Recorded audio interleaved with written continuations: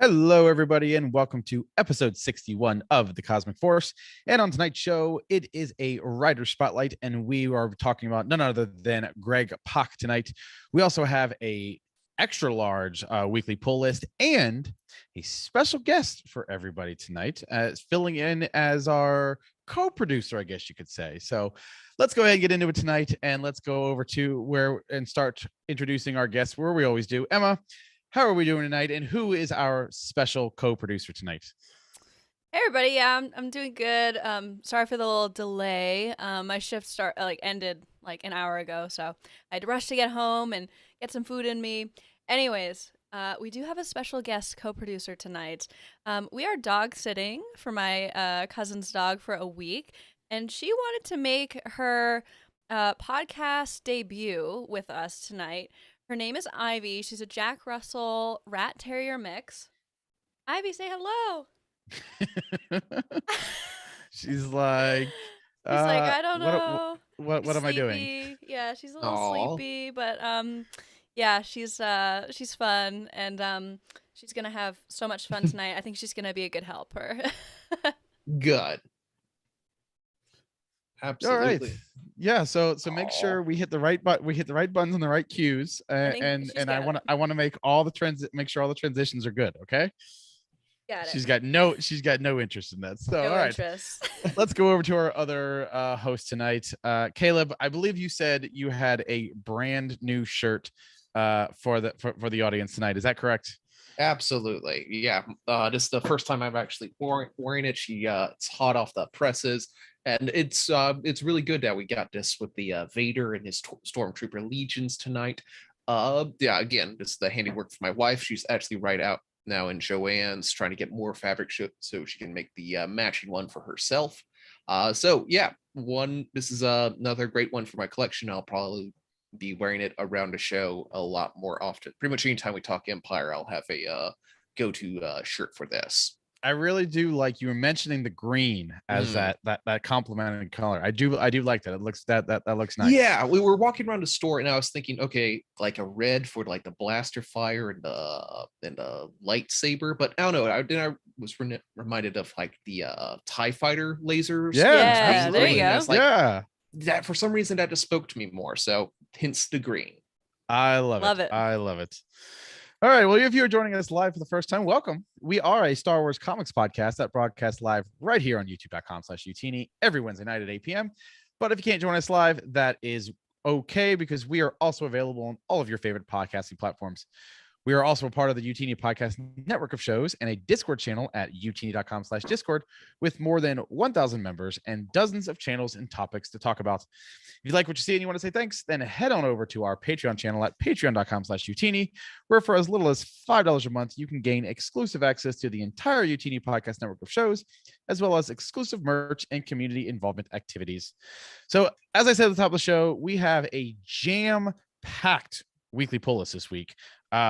I feel like, guys, it's been over a month since we've had this many comics. I don't think we've ever had yeah. quite all this many all at one time. Not even for. I feel like this is more than we had on May the 4th too, as well. Yeah, it is quite a bit. So Like all the delays lined up to culminate right at this date, and it's like it's like so they crazy. knew. It's like they knew we were done with Kenobi, and they're like, we need that Star Wars to fill that void. So like, here's all your comics, all on one day. So let's go ahead and get right into it, and we start with a very I'm really excited to where this book has gone. But Dr. Aphra, number 21, subtitled "Desperate Measures." The writer is Alyssa Wong, the artist is Minkyu Jung, and the A cover is by W. Scott Forbes, and the letter is Joe Caramanga.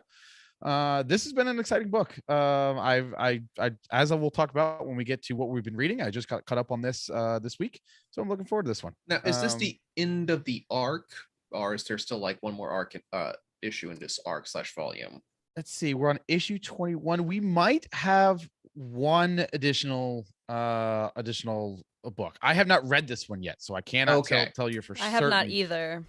So, but usually, I mean, if we're talking, I know it's usually 6 arcs runs. are usually 6 or 7 issues. So I don't know. We might have one after this. So, All right.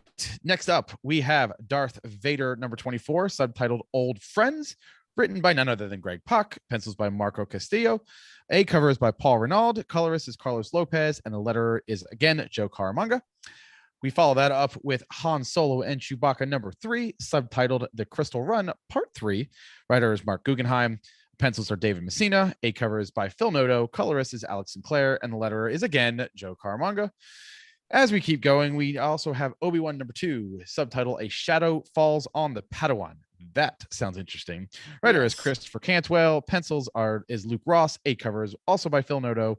Colorist is Nolan Woodward. And letterers, again, you guessed it, Joe Caramagna. And last but not least, the Legends Epic Collection comes out today. The subtitle Tales of the Jedi Volume 2. The writer here is Kevin J. Anderson and Tom Veach. A cover is by Dave Dorman, and art is by various authors because this is quite a hefty book. So there's going to be quite a few artists in there. So all the links will be down. They're not down there yet, but they will be down in the bottom of this video by before long. But yeah, it is a very full pull list this week. Yeah. I think highlights, at least in the Discord, have been Han Solo and Chewbacca number 3, and Afra. Yeah, for sure. And honestly, I kind of thought when you were talking, when you were listing off the different comics, I was like, hey, we're getting new Obi-Wan content this week, guys. And we're all like, it's not what we want, but it's still very, very good. It is kind of what we want, but it's well, we want more Obi-Wan TV. We want more Ewan McGregor. Exactly. I mean, we're not going to shy around that. So, we obviously love the comic. Season 2 win. I don't. Please. I'm okay without it. It's good. I'm okay without it, but I wouldn't be mad if it happened. I think I heard it. Guys, I can't wait for maybe in season 2, he'll finally have him like dealing with like an older Luke as he like tries to train him to be a Jedi, and they confront Darth Vader again on some sort of like Imperial super weapon. You know what? Maybe even like that super weapon is like maybe a space station. It's not a moon, but it's more of like a space station. I don't know. They make them that big. Not gonna lie, I was zoning for a second, and I was like, "Whoa, that's a good idea." Yes, it is a good idea. Yes. I wonder why. Caleb. Let's go ahead and get into what we're loving this week with our community art submission. Absolutely. We have a kind of a perfect one here. We actually, I'm proud of our Discord. I will shout out everyone. They did a great job. Yes. We actually had to have a kind of a vote and decide about it. But this one came from Obi-Wan Konobi. Our community submission. This one was from Dr. Afra 17 run, issue number 16. The OD artist was Emilio Lasek, and Rochelle Rosenberg did the coloring. It's our favorite dysfunctional couple, Afra and Tolvan's very first kiss. There's a lot of really good art here, but we decided that we should go for this one in honor of it just being the last kind of week of Pride Month. So we wanted to celebrate that sort of diversity. And it was just a really like dynamic, explosive sort of page. Like they knew this was important, so they made us like that's the entirety of the page, is that kiss there, as they're being if I remember correctly, they're about to be crushed by some alien creature that's rampaging across a fungal moon. Yeah. I remember, like, if somebody was to say like, oh, do you remember Afra and Tolvan's first kiss? I'd be able to like draw this picture in my mind. Like that's how, I mean, that's how like iconic I feel like it is in Star Wars comics. So yeah, I feel like it's the perfect sort of way to end Pride Month here on the Cosmic Force, and just celebrating this moment, because this was a huge moment for inclusion in Star Wars and specifically comics. So, moment of shame here. Dr. Afra Volume 1 is on our Foundation of 5. That's all I've read of the 2017 run. So what? Seeing this, I was like, oh, that's not where I left them. They were definitely not this friendly with each other when I left them. Enemies to lovers. It's a great trope for a reason. Yes. So yes, I'm working on getting caught up on the mainline run. And I will Dr. Afra has shot up into the next book that I'm going to be reading after after I get caught up. So Good. yeah. So a little bit of a spoiler alert there, but I kind of knew that. We kind of talked about it in the Discord channel before. But yeah, that's so I now know what. To be fair, it was marked with a spoiler tag in Discord though. So I You're- was really proud of that. I was like, was. wow. It absolutely was. So good on you. Yes, Thank absolutely. you. So again, thank you, Obi-Wan, but thank you to everyone else who submitted art. Yes. Do it again next week so we can feature you on episode 62. All right, let's talk about what we're reading this week. Emma, you have been stuck in a very, very thick book recently. Why don't you tell us what little you can about this book?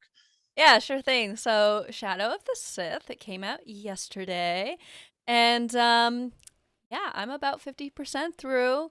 However, you might be thinking like, "Oh, it came out yesterday. She's already 50% through." No, this is a very large book. It's like almost 500 pages. I happened to have a slow night at work, so I was able to read a bit. And night shift at a 24/7 store is like, yeah, you're gonna have some free time. So, anyways, I am loving it so far. I mean, my goodness, you guys, especially as comics fans, or as a comics fan that reads the books as well, this has been very rewarding. Hint, hint, Greg Pak, I guess. Like, I've heard those of us who are Ochi fans will very much enjoy this book. Absolutely. I mean, I think Adam Christopher certainly did his research with the Vader 2020 run, and it shows. And I even I messaged Eric because he's already read it for the review. I said, "This is like the most comics references ever in a book, and I am here for it." Like, or at least that I could tell. I mean, there might have been like some Legends ones, but we all know that I don't know a whole lot about that. Which is fine, but yeah, I mean, I'm seriously enjoying it and highly recommend it to anyone that has enjoyed the Vader run. Even if you don't read the books, I think you would highly, highly enjoy this. Anybody that likes the sequel trilogy, this is more content that we're getting from the sequel trilogy. Finally, everybody knows that it's my favorite trilogy, and it just feels so good to be getting some more content from. Let me see if I can pull it up. I think IGN had an article. Yes, I haven't read it because I didn't want to spoil it, but it says how Star Wars Shadow of the Sith strengthens the rise of Skywalker 3 years later. So, and I would agree with that statement very much. Yeah, so far, I'm happy to hear that, and it's taunting me over there. When we get down to what I'm reading recently, I'll tell you why I haven't gotten into it yet, but it's over there staring at me hauntingly. So yeah, and real quick, I want to shout out my cousin Hannah. She's watching the stream. Say hi, Ivy. All right, Caleb, you have also been busy reading this week. What are you getting into? So fans of the show know that I like to take breaks. I like to separate things out. So I'm in a non-Star Wars kick. I'm going back to some old classic sci-fi.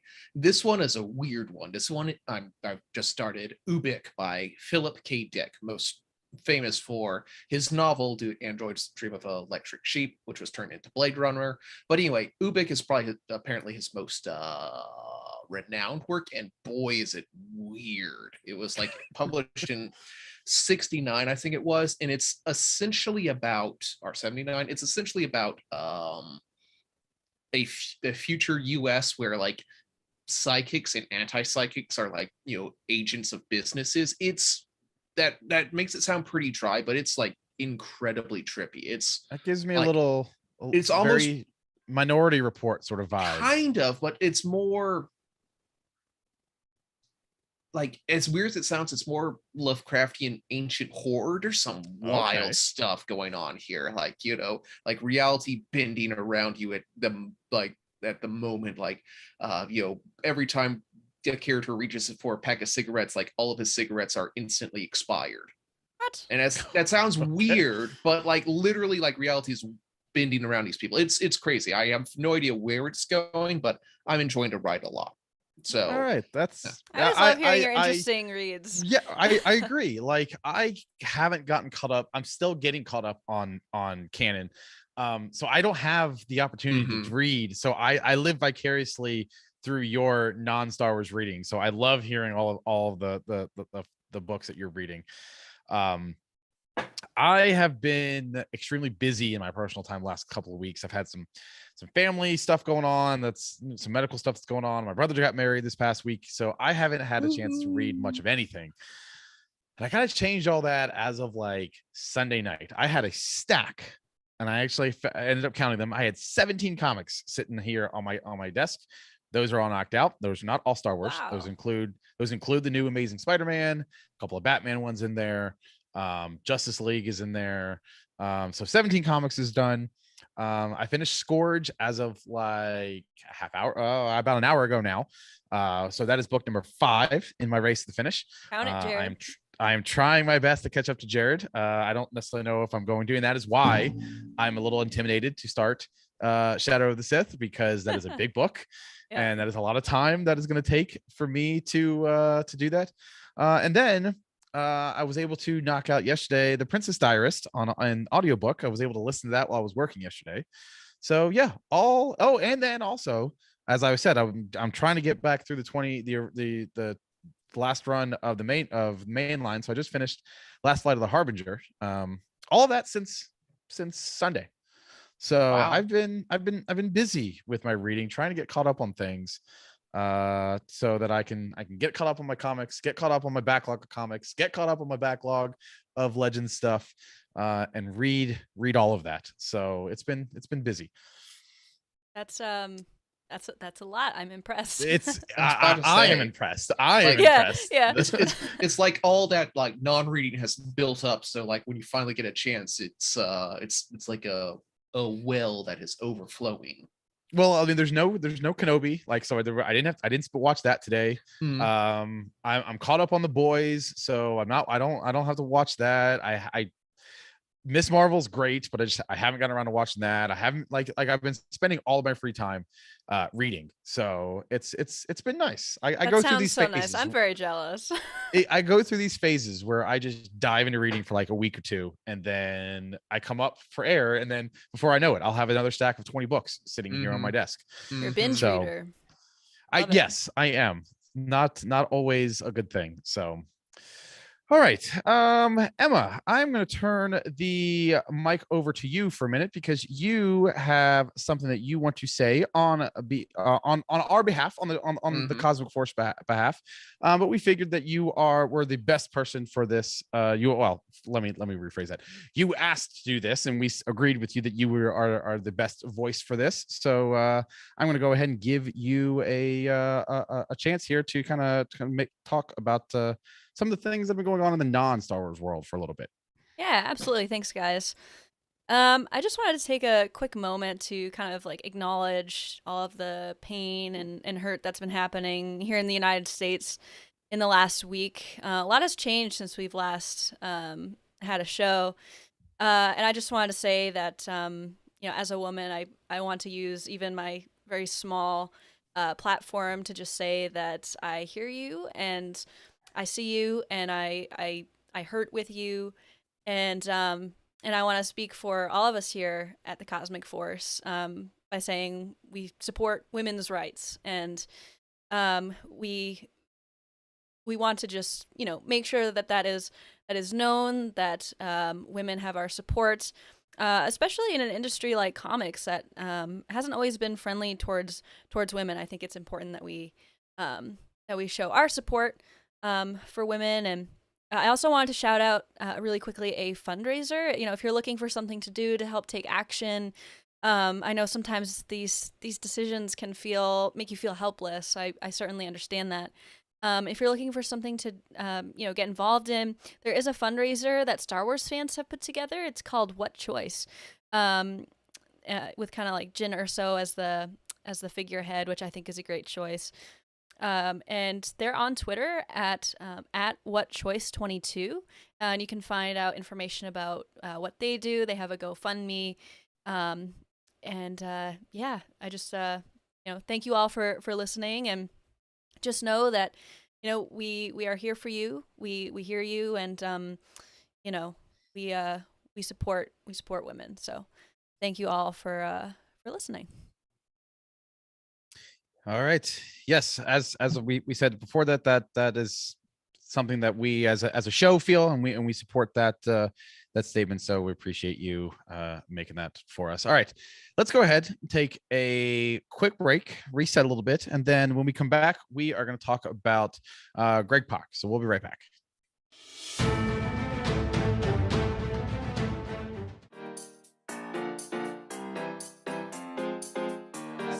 It's the best back cover since Star Wars Episode 1 hardcover novelization. The one with young Anakin, because on the back, just to remind y'all, is a full headshot of Watto. It's so big. It's I think so I brought large. this up on one of the earliest episodes of the Living my Force God, yeah. ever, and I thought I'd bring it back. Oh my God, yeah. Series and all of Legends. What do you guys think? Could it be the X-Wing series? Might just be the It most was pretty romance steamy. intensive series ever. And we're not just talking about the scene where Corran Horn describes his love affair with an otter. I mean, a Salonian that he hooked up with her and then he broke out in chives. Yeah, not chives. In Not chives. chives. What's it called? The bumps? Hives, dude. Hives. Chives I'm so go on your sorry. potato. I'm hearing you say the same thing. Chives What what is- you put on the under potato. No C. Hives. Hives. Not chives. What'd I say? Chives.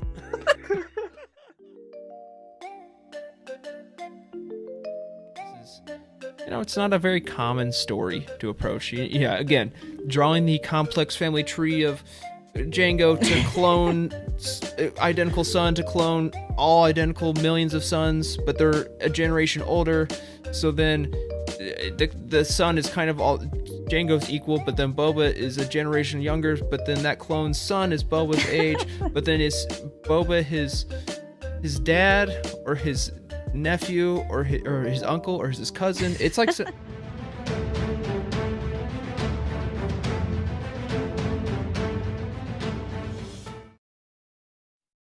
All right, we are back, and tonight we're changing things up a little bit. We were literally just talking about this while the ad was running.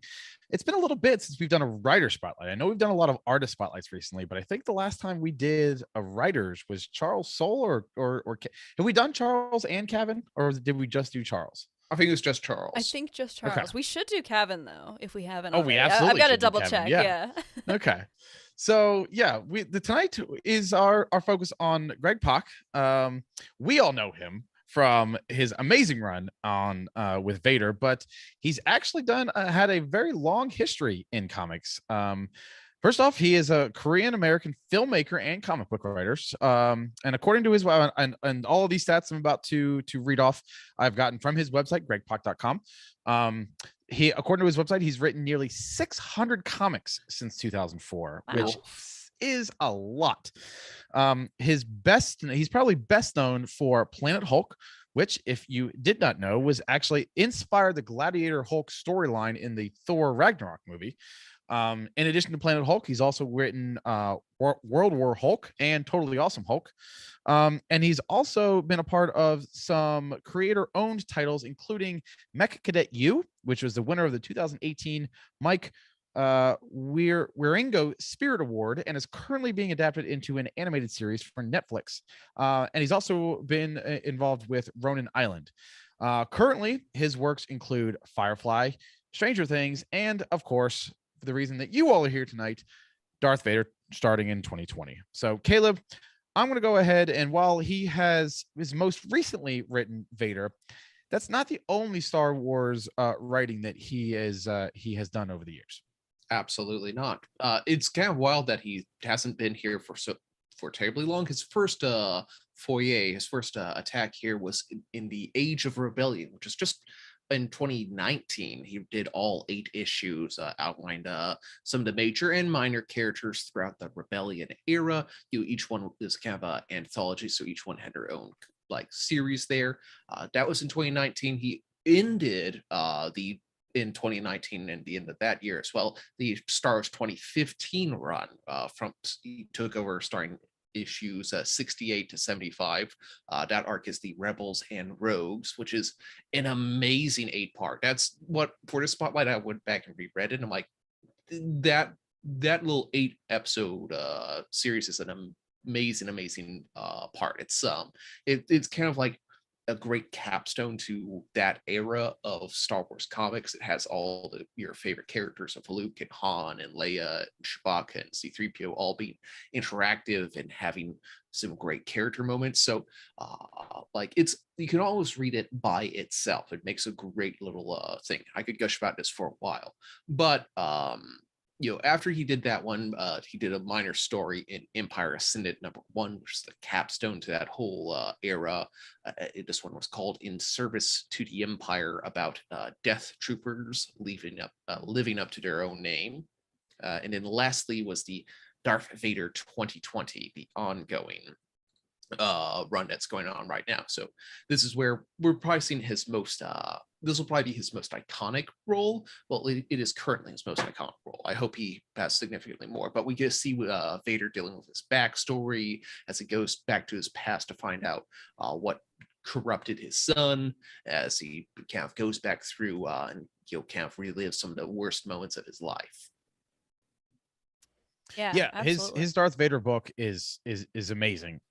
Probably right there with some of these more featured, like the Crimson Reign and War of the Bounty, my favorite so far. And we'll get into that in a little bit. But Emma, there are some common themes that he has that Greg uses throughout his writing. So why don't you go ahead and give us a little example of that? Yeah, absolutely. I think the most obvious one, at least from reading his Vader run, is definitely the theme of people being haunted by their past. Obviously, that is like the theme of the Darth Vader 2020 run, but it's especially apparent in the first volume, first 2 volumes or so, with the Amidalans. Obviously, the Sabe return and Ricole and and all the other handmaidens, and just seeing Vader kind of trying to like reconcile with his feelings about Padme. Like, I don't think he ever thought he was gonna have to think about that again, and all of a sudden here he is, and that's certainly part of his past haunting him. There are even, let's see, today was issue 24? Yes. Mm-hmm. Yes. So even in issue 23, which I just read, there are some very minor but major callback characters in that book for Vader / Anakin. I won't spoil it for those of you who haven't read it, but I love it. I love how he does it, and it's not cheap either. Like, it's not just a name to just bring it back. Like, there was meaning behind. I mean, Sabe's been back. Geez, since I think issue 4. Right? Yeah, it was very, very early. So we're talking a majority of the past 20 issues. And it's never felt like, okay, can we kind of just get done with this and move on? I mean, she's always had a purpose. She's always had a purpose, and she adds to the story and adds to Vader's. I mean, Vader's probably, I would argue, Vader's probably most written, most used character that we've had. Maybe if you want to include Luke, if you're going into Legends, but Vader is arguably one of the top 3 most written about characters in the Star Wars universe, and I still want more, because of writers like Greg Pak, who find unique ways to tell stories about him. Yeah, no, you are spot on there, and even in volume 2, and he goes back to Mustafar, and he has like those crazy visions, and just having to go back to the place where he lost most of his limbs and almost lost his life. Like, just going back there, that in and of itself brought up a whole lot of stuff for Vader, and caused him to kind of, go through some crazy emotions. Exactly, like being in the room where he ended the Clone Wars, essentially by killing the Separatist high command, but then having to repair himself based off of like their old technology, and like reconnect with his old past of being a fringer and a scrounger, and like literally rebuilding himself from the ground up. That was a really fun and like engaging scene. Yeah, I absolutely agree. And then and we do have a note here. It's been a while since I've read what was that? Volume 12 of Star Like, Wars yeah, 15? Rogues and That Rebels. sounds right. Yeah. Yeah. Yeah. And in that one, we see some of Leia's past catch up to her. Is that when she sees a vision of Maul? Is that it? No, that's when Okay. like her old like high school boyfriend Dar Champion shows up. Oh, that's right. I remember that guy. How can you forget that Yes. guy? And in case you're wondering, yes, everyone's like, wait, that can't be his real last name. You're joking, right? That's a legendsy name right there. Oh, Yes, absolutely. that is like But- straight out of Legends. They do lampshade it a couple times, but yeah, it is like it's not like it's a huge sort of plot relevant sort of thing, but I just kind of adding that sort of dynamic of Leia definitely had suitors when she was a teenager, and seeing these people come back into her life and seeing how they influenced each other and what they're trying to do to live up to those idealized relations. There's a lot of fun that's to be taken from there. Yeah, absolutely. So another theme that we tend to see in his works is diversity. One thing that I noticed, certainly with I've noticed it most when Sabe appeared in the Darth Vader 2020 series, is that like she had just as much of a stake in the story as Vader, even though she is way weaker than Vader. She has been in hiding for forever and has no connections anymore, basically. But she was given just as much reverence as Vader, and I really appreciated how he did that and continues to do that. I also think you could probably say the same thing about Ochi, even like, he's an alien that people hated from The Rise of Skywalker, but he turned him into this character that we suddenly love and want to learn more about. That is not easy to do. It would have been easy for Greg Pak to just say, okay, this is Vader's series, let's make it only about Vader, but he actually shares the spotlight around. And I frankly, I love that about his writing. It keeps it interesting. Absolutely. And speaking of diversity, Ochi has that great sort of thing. He's handicapped, he's blind, Yeah. so he feels in that little representation. I think there's a question later that I'm kind of spoiling, but Ochi is my favorite character in the Darth Vader run because of how he fits every single situation.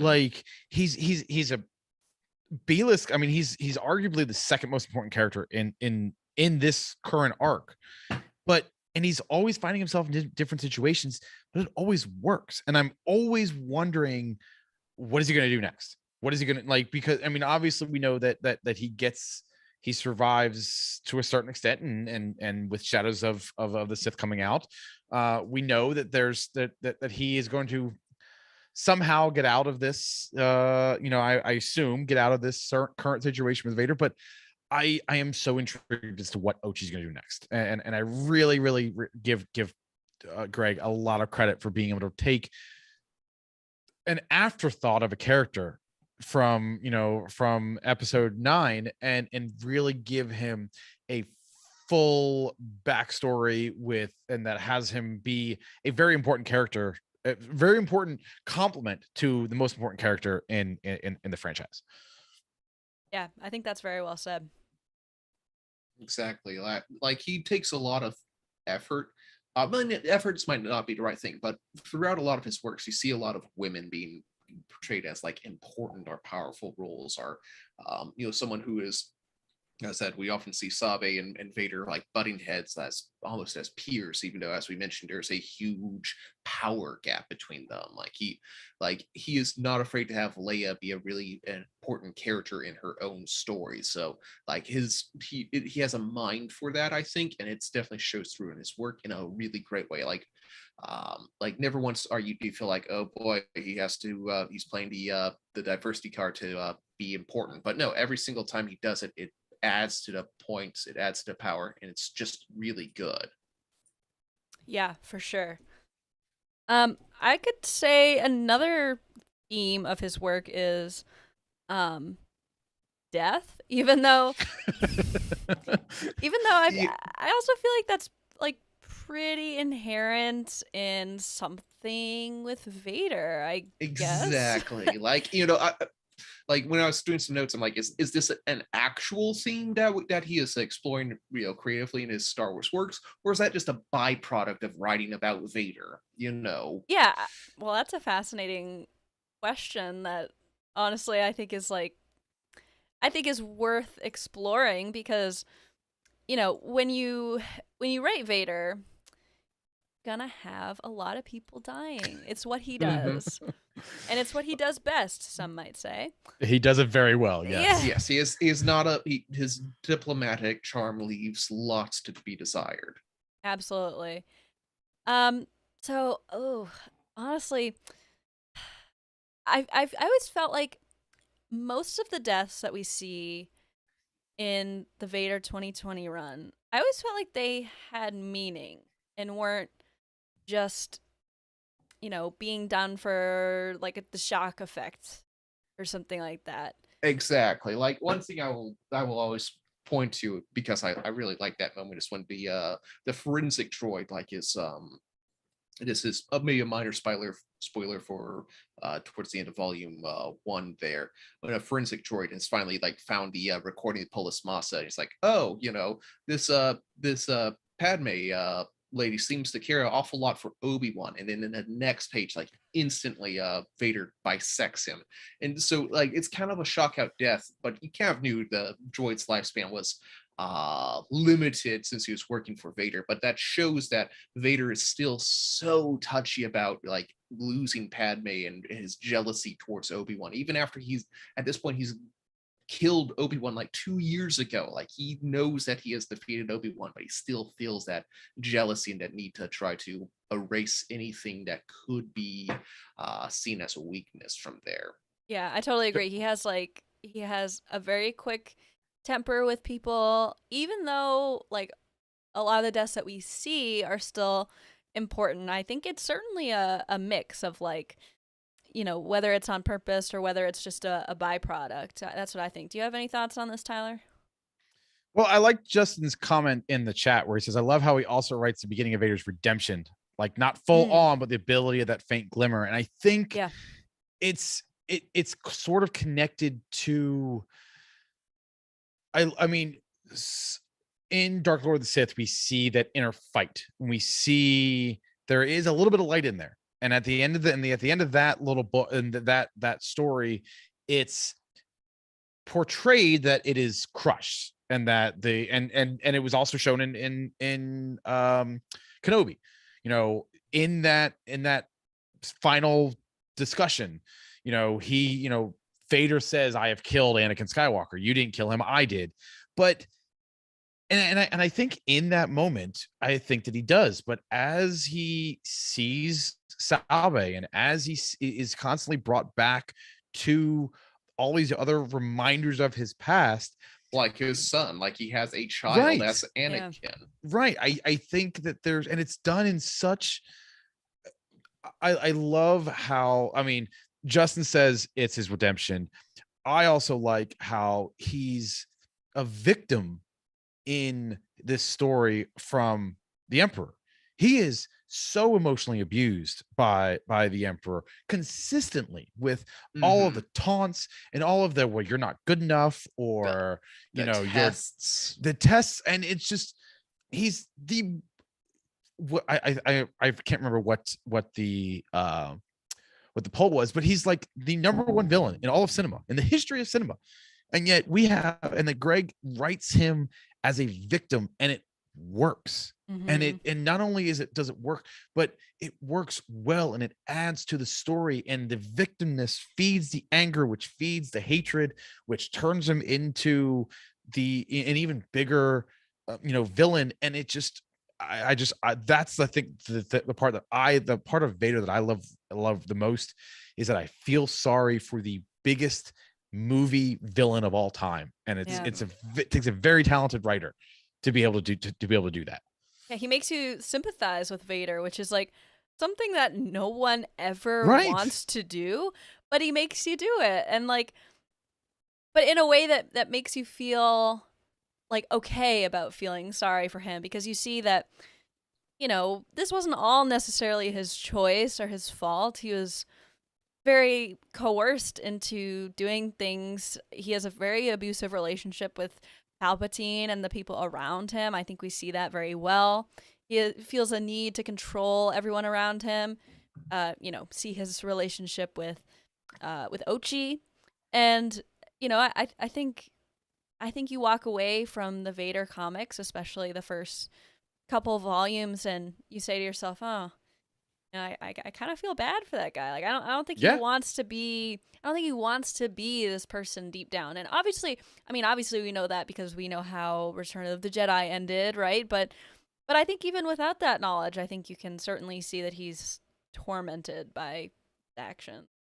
You see the waves. Mm-hmm. You see the Waves moments is a good of way to describe it. moments of good that are that, and the Emperor sees it too, because the Emperor is I mean, and that's the other thing is it shows how amazing of a villain the Emperor is, that every single time there's a little glimpse of light, a little moment of weakness, the Emperor knows exactly what to say to snap Vader right back into line, and have all of that evilness and all of that vengeance and power and hatred be used in a productive way, you know, from the point of view from the Emperor. That it's just, and like I said, the ability to write that and write it as well as he does is phenomenal.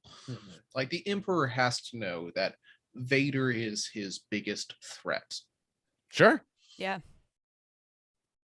So but he's smart enough. I mean, he's been, you know, and that's I mean, I love the novels but you see all of that manipulation, and you know, the Emperor's on, you know, not just 2 steps ahead of you. The Emperor's like 17 steps ahead of you. And it adds to these characters that we've seen so many times, and the fact that they were able to write an Exegol storyline in that felt like it fit post Empire Strikes Back. You're talking 35 years, right? Yeah. 35 years in between this story, in between the end of episode 5 and in the beginning of episode 9, and it still fits. And it's just like that takes a lot of dedication and skill, and the creative team that works on this book is just excellent. Caleb, I know that you have a couple of general discussion questions here, so let me turn the floor over to you, and you can present us with some of these questions. Exactly. So, you know, we kind of have to feed off that sort of theme here. You know, he's created a lot of you know, new characters. He's remixed a couple of old characters that we haven't seen in a long time. Let's take a moment and talk about this. Let's start with the weaker of these two. Which of is your favorite brand new character he has created for the Star Wars universe? Do you have one in particular that stands out that you want to talk about? I mean, Ochi count? Well, I was thinking that, like, the only answer to this question is Ochi. Yeah. So, like, I feel like that's fudging the line, but at the same time, like, we literally, the only thing we knew about Ochi is he had a ship and a droid. Yes, and we saw, and then he captured Rey, and we saw him for like 10 seconds in The Rise of Skywalker.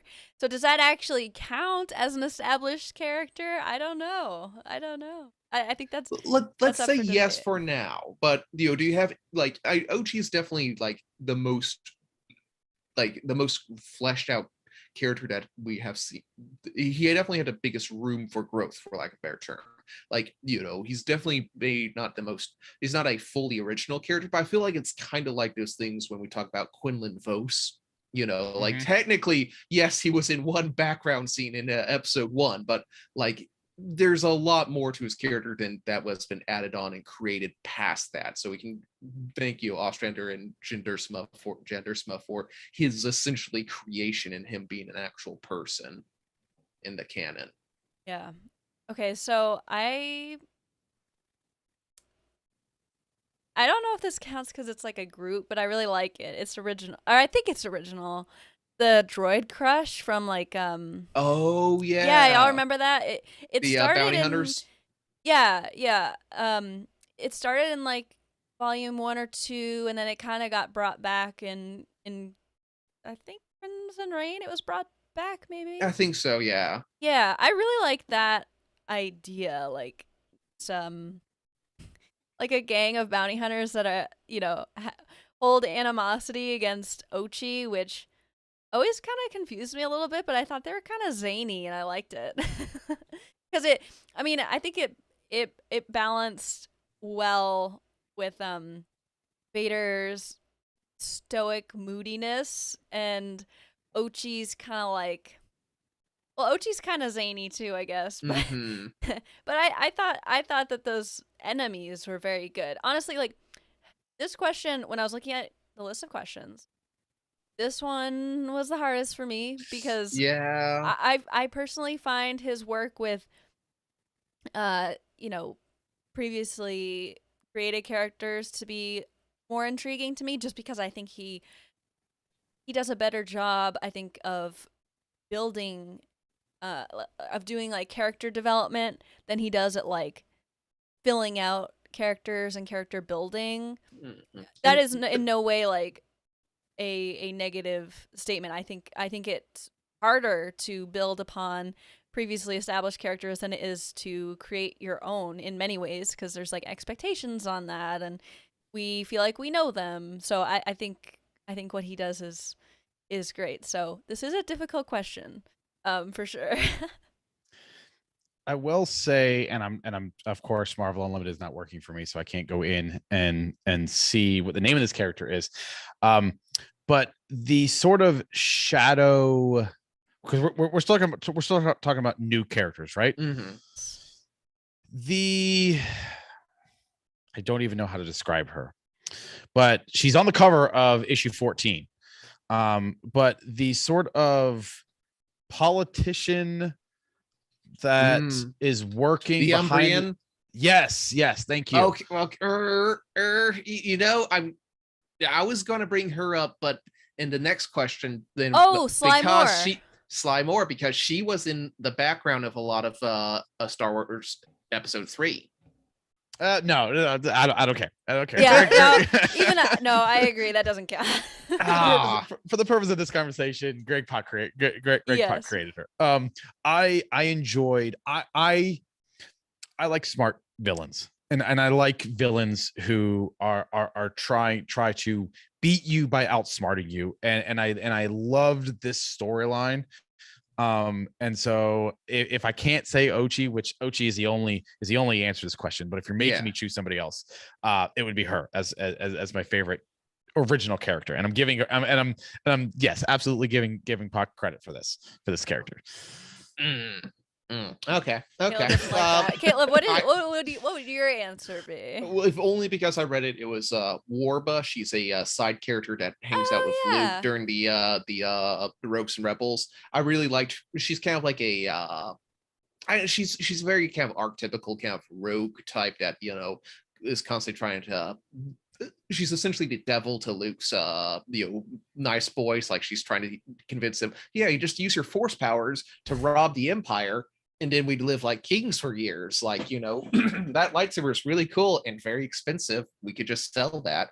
So I like that kind of dynamic. Of course, she comes around in the end and winds up saving the day. It's a really fun moment, but she's still out there. So I wouldn't be surprised if one of these years we'll see her come back in and be another slight girlfriend to Luke before he breaks up with her. So, that's my choice, because that is a wholly original character he created. So, haha. There you go. That is bravo. Thank you. Found the answer. I'm the one who answered this question correctly. Well, you did write the question. So. Exactly, and this was the hardest one. So let's move on to what old character that he brought back into the limelight have we enjoyed the most? Well, again, I think there's only one answer.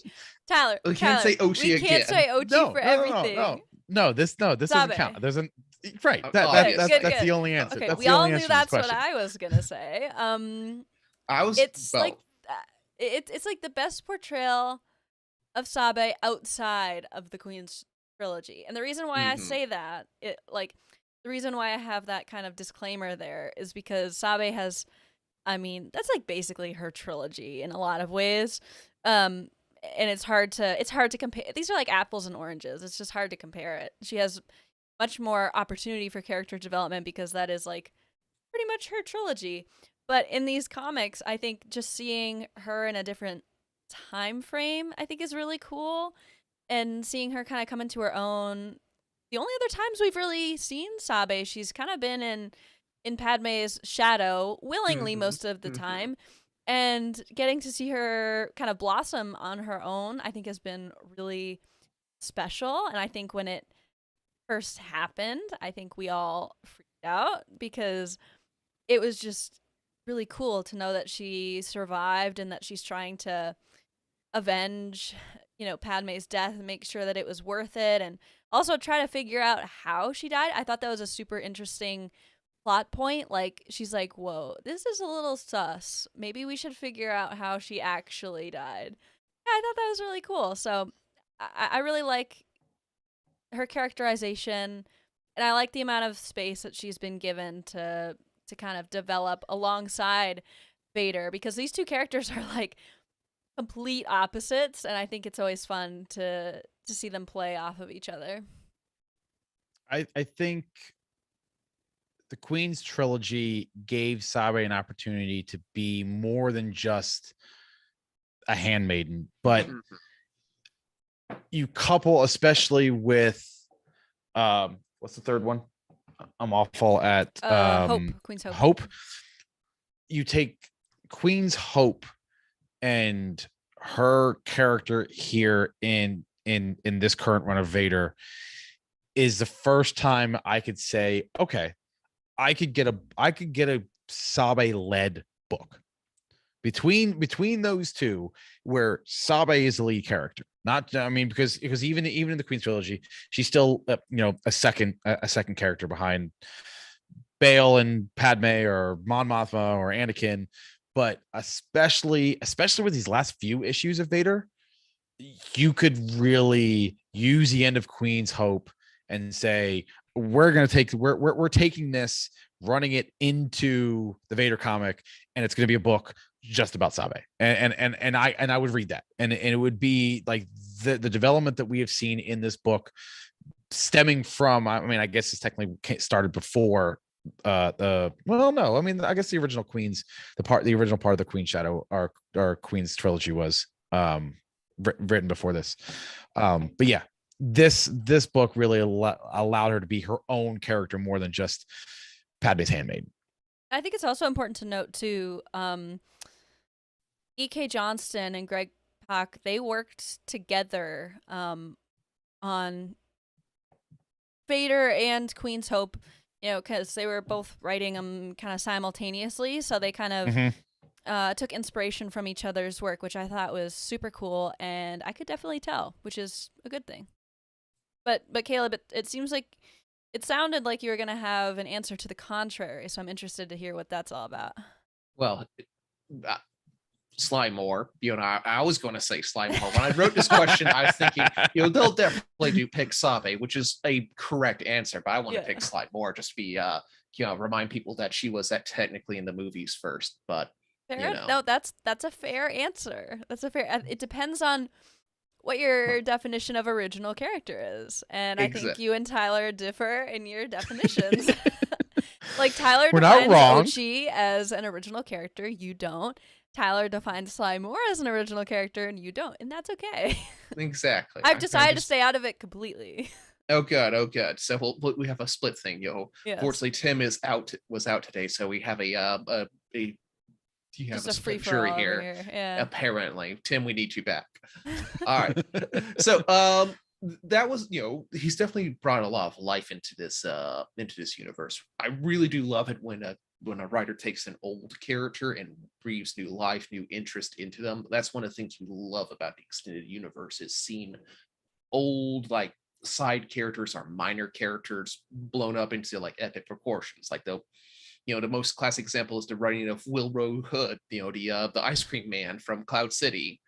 Like, we have like back in the old canon, the stormtrooper who said, "Look, sir, droids," is like 18 pages of like backstory on Wikipedia. Like, that's what we love about the extended universe, is seeing small parts blown up to these epic, galaxy spanning, traditions and stories. So speaking of galaxy spanning traditions and stories, we know that the Vader arc is going to end eventually with, if it leads directly into the movie, with his death here. So it'll be kind of hard to give Pak, if after that one writes up, more Vader to do. I still hope he sticks around in the Star Wars universe with the Marvel series. What would we like to see him do after Vader? I had a very quick thought when I read this question, and I was like, wow, he would be the perfect storyteller to start telling some stories in the sequel trilogy era, or some more stories. I mean, there's been like one. I think that he would be perfect to write some comics to like fill in the gap between The Last Jedi and The Rise of Skywalker. Either that. I mean, I know like Resistance Reborn was really that. I think another time frame would be like after The Rise of Skywalker. I think he would be really good with, just because I think he shows all facets of characters very well, and I think, once the First Order and the Final Order go away and only Rey is left, it's like, what does that leave everybody with? I think everybody's gonna kind of have some complex emotions. I feel like Greg does that very well, so I hope to see him do something with that. I think that's also kind of a selfish answer, because I want to see that era written more about. So, but if I had to pick somebody to do it, he's high up on my list for sure. So my knee-jerk reaction to this, based off of the fact that we were talking about what his common themes are, and haunted by their past and everything, I originally thought, well, Leia is probably the best character to give that sort of look back in revisiting the past, or having the past come back to you. But I'm now going to be, I liked your answer so much, Emma, that I know we technically have bloodline, but I would love, let's go Leia in episode 9, after Rey has left the planet. We know how that ends. We know that she uses the Force to reach out to Ben. That's right there. That story right there, that leads to her ultimate, becoming one with the Force, and having her revisit her past that way. I would love that sequel trilogy Leia story about revisiting her past, and then have it really, if I have to hone it in even further, her right before her deathbed, right before she saves Ben. This is brilliant. You could use that as like the frame story, like kind of like how. I mean that's what the new Yoda book is going to be. That's what the Obi-Wan book is going. That's what the exactly Obi-Wan book is. Say. Like that's use it as the frame story. Yes. Oh my goodness. So that's my that's my choice. I want to change my answer now. That sounds awesome. Answer. Yeah, like my pick, I think this is definitely influenced because I just read his work with the Star Wars mainline. I would like to see, after this ends, him to kind of pick up the mainline again and kind of do some more stuff with our big like main characters, with like Luke and Lando and Han and Chewie and Leia, and as they like, after the Empire has been defeated, and like seeing like that chaos up there. That's a very full section in Legends. Like Legends content is chock-a-block full of like the first, like from like that first like hour to like the next year out, there's so much content in that space there in Legends, but not quite as much of it here in canon. So I'd like to see some more of that explored with like our characters, some of our favorite characters. I would like to see Luke and Lando and Han together again in the Falcon, just doing adventures together. I would like to see the two of them together. So that's what I would like to see him take over and do some work there. I said it'll be tough because I also love Soul when he works with Lando, but more characters that we can work with. Like whoever wants to do it, that's what I want. Yeah, that sounds great. That's almost like it'd be cool to see like aftermath era. Kind of like in between 6 and 7. Ben is a baby, and we've got Uncle Wanwo, and yeah, I think that'd be really interesting. That era has always interested me a lot. In the aftermath era, because we don't have a whole lot of like Han and Lando and Leia, the legacy characters. We don't have a whole lot of them in that era. We have a lot of original not anymore. characters. Yeah. Right. So I think that would be an interesting era to go back and explore with the legacy characters, because like I said, we've got Mando, which is set in that time. The aftermath books focus mainly on original characters. I think that'd be an interesting way to kind of go back and look at it. Yeah, absolutely. All right, so last question here. This is going to be a really like esoteric one, but in just your rough opinion, which artist meshed best with what you saw Greg Pak writing here? Like, he's worked with a bunch of different artists. All of them have been amazing. Did you have any one particular artist that standed out and you wanted to see more of? Or is there like someone that he hasn't worked with yet that you do want to see him work with and see him branch out and work with other talent out there? Interesting. So I definitely think his work with Raphael Yanko meshed the best for me. I think I liked the way he drew Vader. I feel like they kind of worked together on like what's Vader's body language gonna be like here. Like it felt very in sync with what the story was doing at the time, with how Vader was standing or holding himself and things like that. So I very much liked that. If there was an artist though, that I would want to see him work with, who was it? Phil Noto that did the Star Wars 2015 he was on? Yes, he did. He worked with Noto, and that is definitely my pick, because like Noto does great cover work, but I love his interior art as well. He did great work with the early Poe series, and that capstone was so good. Like I really liked how their stories were together, and that kind of soft lighting, the way the story was going. That was great. My answer again, I'm still getting caught up on the Star Wars mainline. I did love the Age of Rebellion. So that was a good that's always a nice pick. That's the best Age of series that I've read. Yeah. But I gotta go with Emma. Is him and Ianco work so well with all of these characters, and especially Vader, that for me that's the obvious answer. Absolutely. Here in the comics, Justin is suggesting Leonard Kirk, who did a lot of work with Age of Resistance and a couple other works. I think I could see that happen. That would be a fun one there. Yeah. Yeah. So I said, as long as Marvel's been really getting a lot of great artists these last current runs here, like since since the 2019 2018, I can't think of a single artist that has been bad or put in subpar work. So like I'm glad that they're investing in their artists and investing in the talent.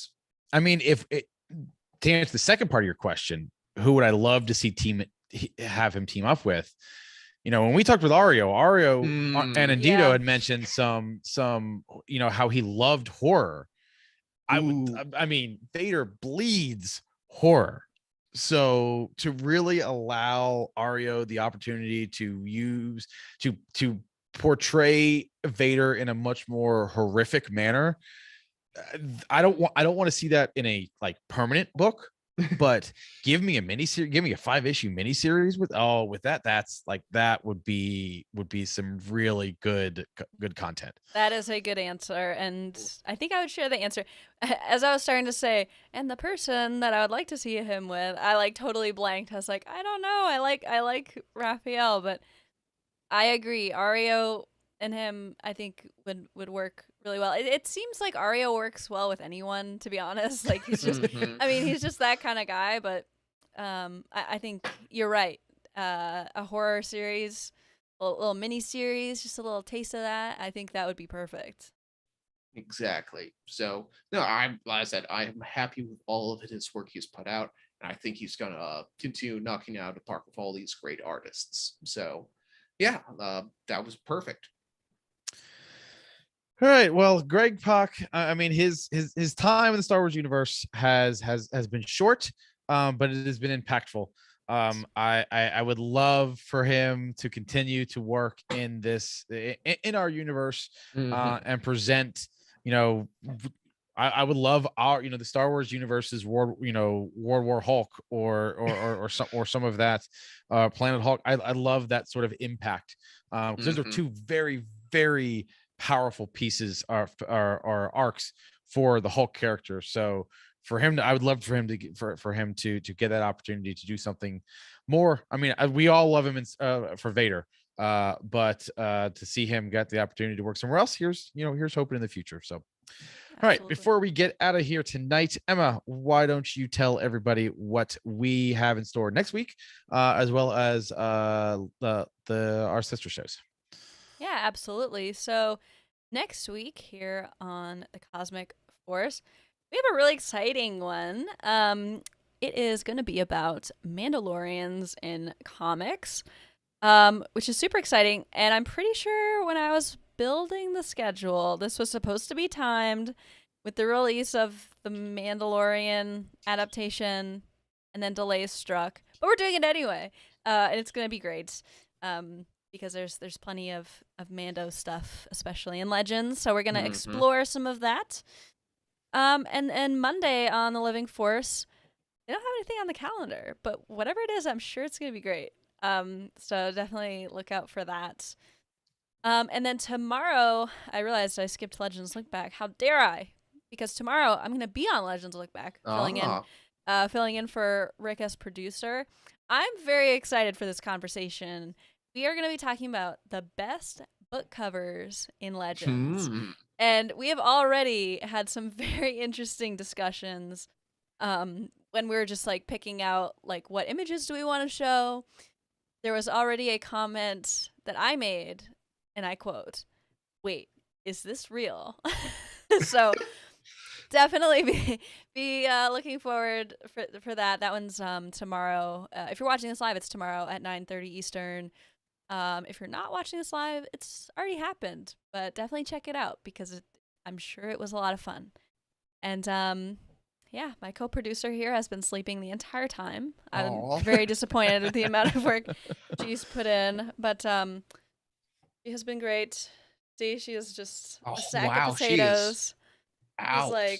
She is out. But anyways, this has been fun, and yeah, I hope we see more Greg Pak.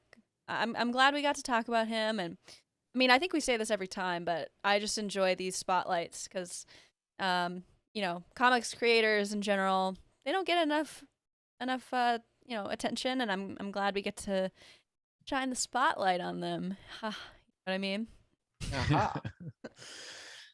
All right. Well, I think this is as good a place as ever to wrap up tonight's episode. So that is going to do it for this week's episode of the Cosmic Force. Don't forget to like and subscribe to the show right here on YouTube, where you can hear us live every Wednesday night at 8 p.m. Eastern. We also encourage you to subscribe to all of our audio versions on whatever podcast platform you listen to. You can also follow us on Twitter and tweet at the show at Cosmic Force Show to stay informed about Star Wars comics happenings, or you can follow the host individually. I'm at Ty Rags, Emma is at Irma Jedi 26, and Caleb is at Caleb Lamanik. For reviews, articles, and news for the rest of the expanded universe, be sure to visit utini.com. We also encourage you to join our Utini Discord community by going to utini.com/discord, and you can help support the show by heading to patreon.com/utini to start receiving exclusive perks starting at just $5 a month. A special thank you to Brian Dooley, Earl Q, Patrick Ortiz, and Carl Sander on our Jedi High Council, as well as Matt Bellington, Elizabeth Cloutier, and Sally and Chris Eilerson on our Alliance High Command. Thank you again to lost my place in my notes. Thank you again to Emma, Caleb, and especially Ivy for hosting with me tonight. A special thank you to our listeners joining us live for joining us in the chat, and a special thank you to our listeners wherever and whenever you are listening to our audio version. We truly appreciate you. We hope to see you back next week, but until then, may the Force be with you.